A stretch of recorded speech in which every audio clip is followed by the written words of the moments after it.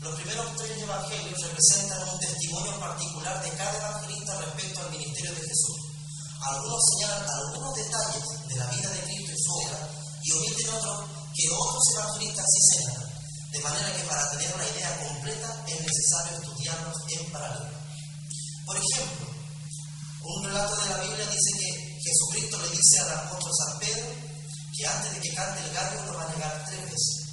Y otro evangelio dice, antes que el gallo cante 3 veces, tú me negarás. Entonces algunos dicen, hay contradicciones. No, si examinamos bien el texto bíblico, nos damos cuenta que no son verdades distintas, sino complementarias. Un evangelio dice que Pedro va a negar, pero no dice cuántas veces. Mientras que el otro dice cuántas veces Pedro le va a negar, pero no menciona cuántas veces va a cantar el gallo. Y hay un tercer evangelio que dice precisamente cuántas veces va a negar Pedro y a qué canto del gallo. Qué interesante. Entonces, juntando la idea, tenemos que Pedro va a negar 3 veces al maestro y el gallo va a cantar 3 veces y que la primera negación iba a ser después de la segunda canción del gallo y la tercera negación después de las otras 2. Así es que tenemos la idea completa. Para dar un ejemplo más didáctico, si 5 personas o 4 personas presencian un accidente, cada uno va a decir desde la perspectiva suya. Alguno va a decir, un auto atropelló o colisionó con otro vehículo. Otro testigo dirá, un auto rojo chocó contra una camioneta. Entonces, da detalles que el primero no, y así por eso la Biblia se estudia en paralelo del conjunto. Y son los primeros 3 evangelios se llaman sinópticos, mientras que el evangelio de Juan se llama teológico. Cada uno de esos evangelios está dirigido a un público en particular. Mateo está dirigido a los judíos y presenta a Cristo como rey y lo llama el Mesías. Marcos es un evangelio dirigido a los romanos, presenta a Cristo como siervo y lo denomina siervo de Jehová. Lucas es un evangelio dirigido a los griegos, presenta a Cristo como ser humano y lo llama el Hijo del Hombre, mientras que Juan finalmente es un evangelio dirigido a los cristianos, presenta a Cristo como Dios y lo llama Hijo de Dios. Y es bien interesante porque en cada uno de esos evangelios se menciona una prenda de Jesucristo y cada prenda es indiciaria del carácter o la perspectiva que le da a Cristo en ese evangelio.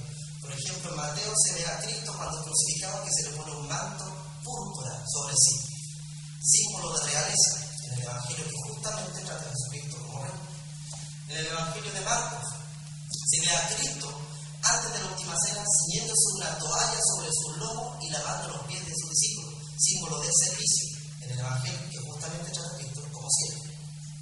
Lucas se ve a Cristo con una ropa de una sola pieza sin costura, símbolo de sencillez y humildad, presentando su humanidad, justamente el evangelio que trata a Cristo como hombre. Y por último, en el evangelio de Juan se ve que Cristo asciende a un monte y se transfigura delante de sus discípulos y dice, sus vestidos se tornaron blancos y su rostro resplandeciente como el sol y vino la gloria de Cristo. Y esa prenda que adquirió un aspecto radiante es símbolo de su divinidad, justamente en el evangelio que trata a Cristo como Dios. Otra cosa, Mateo habla de su nacimiento, Marcos de su misterio, Lucas de su muerte y Juan de su resurrección. ¿Coincidencia? Un creyente dice que no, que eso obedece al diseño del Espíritu Santo que inspiró la Escritura. Eso es cuanto a su aspecto teológico. Volvamos al aspecto netamente histórico. Entonces, ¿cierto? Está el libro de los Hechos, las epístolas, el Romano, primera y segunda de Corintios, Gálatas, Efesios, Filipenses, Colosenses, primera y segunda de Tesalonicenses, primera y segunda de Timoteo, Tito, Filemón, Hebreos, Santiago, primera y segunda de Pedro, primera y segunda y tercera de Juan, Judas y Apocalipsis.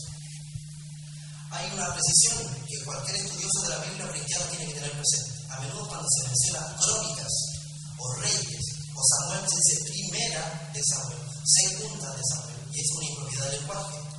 Porque para hablar de Corintios, está bien que diga primera y segunda, porque corresponde a una epístola o una carta, pero mientras que crónicas, reyes y Samuel son libros, por la manera correcta de denominarlos, el primer libro de Samuel, el segundo libro de Samuel, el primero de Reyes, el segundo de Reyes.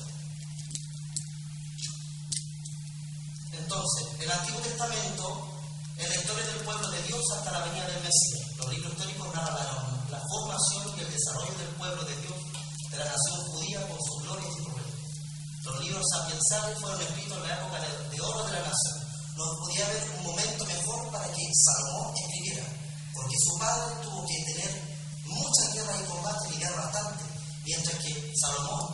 por lo demás significa pacífico, reinó en paz. Entonces estaban dadas las condiciones para que él pudiera dedicarse a la sapiencia y escribir obras como esa. Él escribió, Salomón en particular, los Proverbios, el Eclesiastés y el Cantar de los Cantares. Se cree que el libro de los Cantares lo escribió en su juventud, porque es una oda al amor. Teológicamente se mira como un tipo de la relación de Cristo con la Iglesia. Es un libro que trata sobre la sexualidad humana en la Biblia.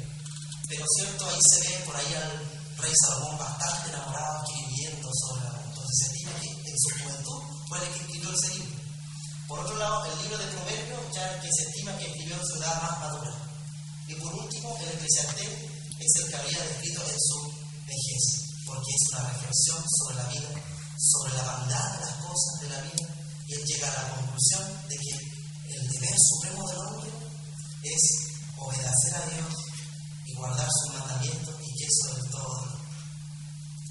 Entonces, después de los libros proféticos, que son de los días oscuros de la nación, ahí están los 4 profetas mayores, ¿cierto? Más las lamentaciones de Jeremías y los 12 profetas menores. Por su parte, el Nuevo Testamento son el corazón de la Biblia, el cumplimiento en Jesucristo de todas las profecías y esperanzas del Antiguo Testamento. Cuando Adán y Eva cayeron en el paraíso, ahí les fue prometido un Salvador. Cuando a la mujer le fue dicho, y pondré enemistad entre tu simiente y la simiente suya, esta te dirá en la cabeza y tú le dirás en el calcañar. Hay que explicar la regla de hermenéutica y exégesis bíblica para entender el pasaje. Cuando dice tu simiente y la simiente suya, está hablando de la descendencia de la mujer y de la descendencia de la serpiente. Teológicamente quiere decir que la raza humana y las fuerzas del mal, digámoslo así, no iban a ser aliadas en la rebelión de Ángel, contra el Hacedor. Entonces, de la descendencia de la mujer iban a ser un día, que iba a ser el que iba a terminar con la condición del hombre como estaba desde la caída. La descendencia de la serpiente iba a morder el calcañar de aquel, pero aquel iba a aplastar la cabeza.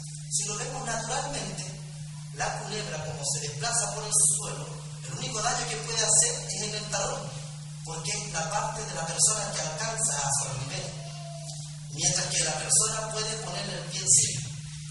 Y eso se cumplió cuando Cristo fue crucificado. Se conté que la estaca que atravesó el tendón de Cristo cuando le fue puesto un pie sobre otro es uno de los dolores más grandes que puede experimentar un ser humano. Ahí fue la mordedura de la serpiente, que es un tipo de Satanás. En simbología bíblica, la serpiente es asignada como símbolo a Satán.